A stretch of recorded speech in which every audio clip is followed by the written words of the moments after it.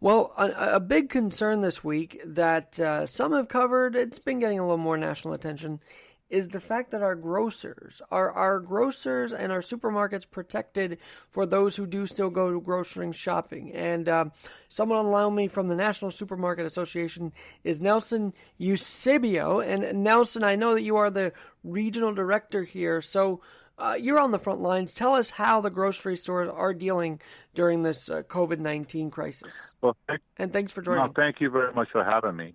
And I'm actually the government relation contact person for the National Supermarket Association, the NSA.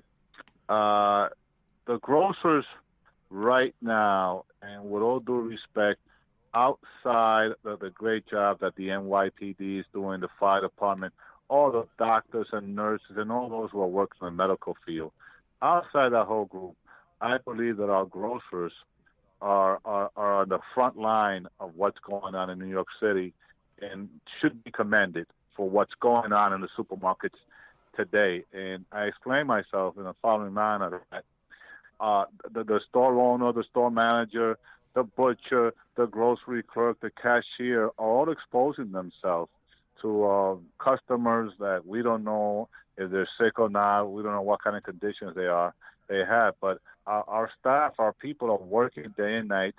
They're exhausted, but they keep coming to work. We try to have the shelves full as much as possible.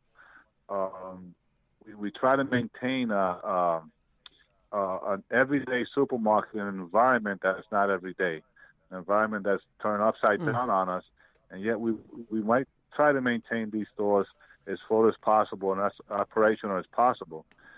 And keep in mind that a lot of our stores are in poor neighborhoods throughout New York City that desperately need access to food. I saw something where officials were coming in or saying you can't be open. Is that happening too, or people posing? What's going on there?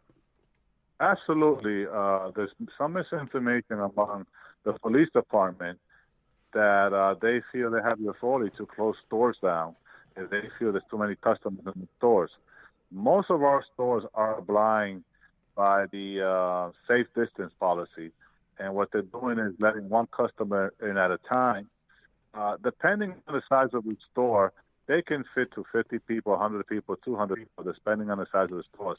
Unfortunately, and I say unfortunately, some of our police force don't have proper information, and yes, they have gone to several of our stores threatening to close them down, that they want to see a lot less people in the store, or that they shouldn't be open, period. We've been working with city officials to clear the lines of communications with the police department that, hey, we're out here, we're a necessity. We are conscious about a full store, and we know what the limitations are of having X amount of people in our stores. Work with us instead of threatening to shut us down. Well, that's the thing, because I truly believe that the grocers right now are really the last line of help, because a lot of these other places are closed. And so to ask them to shut down just feels very irresponsible right now. I think it's a huge, huge mistake to ask a grocer to close down. People are not driving. People are not taking the subways. So more than ever, your neighborhood supermarket is your lifeline. And customers come in looking for their basic things, but they come in also just to let out their emotions, and they talk to our people, they talk to our cashiers, how frustrated they are, what's going on in their lives, and so forth. So this is an outlet, not only of food for the customer, but just an outlet to get out of the house and express themselves. The supermarket now more than ever is playing a vital role in the community. There is no doubt, though, that you guys need to have protective equipment. I mean, maybe not as the masks and everything in the hospitals, but would you say you guys also need the equipment to get you guys through the day? Absolutely, absolutely. Our staff does need the same equipment, maybe not at that level in the hospital, but we need some sort of protection to protect our people from the customer. Some of our stores have taken it upon themselves. They have put plexiglass between them and the cashiers. They're trying to give them masks as many as they can to the employees, but as you well know, masks are not readily available. A lot of stores are trying to do stuff on their own, but yes, help from the city or the state will be much appreciated. Nelson, you are a government liaison to the National Supermarket Association. What's your interaction been with Mayor de Blasio and Governor Cuomo, and has there been a federal interaction as well?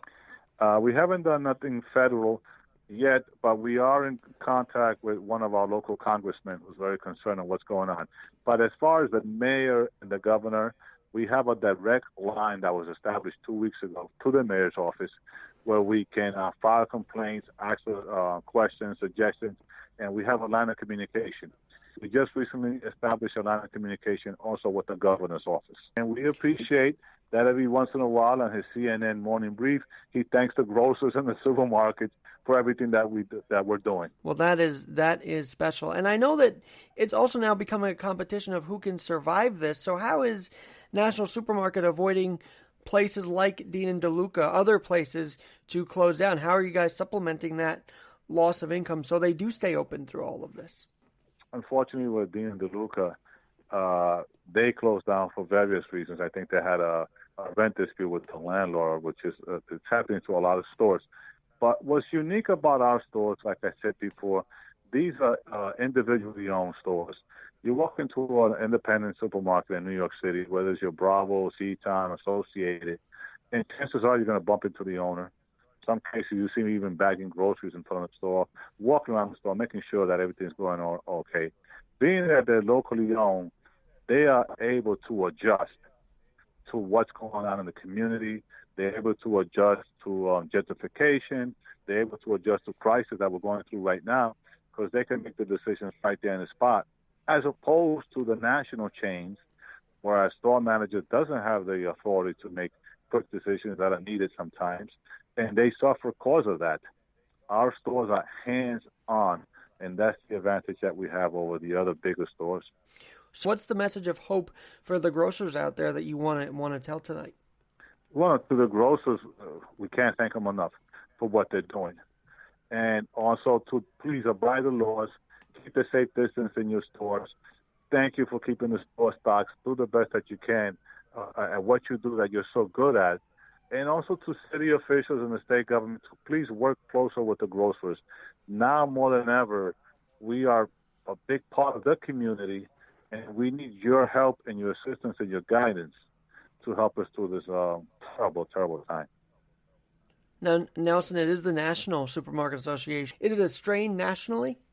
Well, our association started 30 years ago, and the name was given the National Supermarket Association. But back then, our presence, our footprint was strictly on the 5 boroughs. Since then, it's grown to Connecticut, New Jersey, Massachusetts. We have a footprint in North Carolina, and now we even have a chapter in South Florida, Miami, which is growing leaps and bounds. We're more of an East Coast association. Well, so tell me about this little thing, because obviously wherever it is on the East Coast, people have been strained and people start fighting over things. And the early part, we saw that in some stores. And so did you guys have a directive? Like, how did you manage that when people could have had an emotional reaction to this in the supermarkets? Well, I tell you, in the beginning, like everybody else, it took us by surprise. The first the second week of March, I think it was, when the pandemic hit, our stores were rushed with customers, and we weren't expecting that. But again, like I said, since we're hands-on, we were able to meet the challenge hands-on. But yet, it was a challenge, yes. It wasn't easy, restocking the stores as fast as we need to be. Unfortunately, some products ran out. Some products, the price skyrocketed. And that caused a lot of havoc in the store with the customer base who didn't understand why things had risen, 40, 60, 70% from just a week ago. And that was a challenge. That was a challenge, explaining to your customer and also the store owner making the decision. Should I bring this item in even though it costs me so much more money now and still give it to my customer?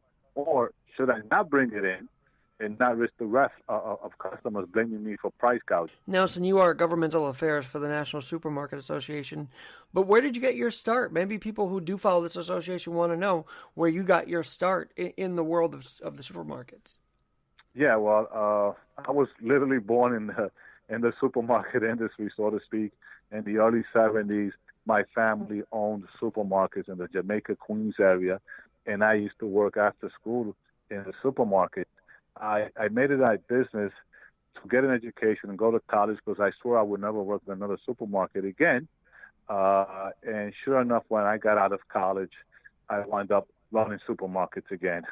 And I've been in the industry my whole life. I love the industry.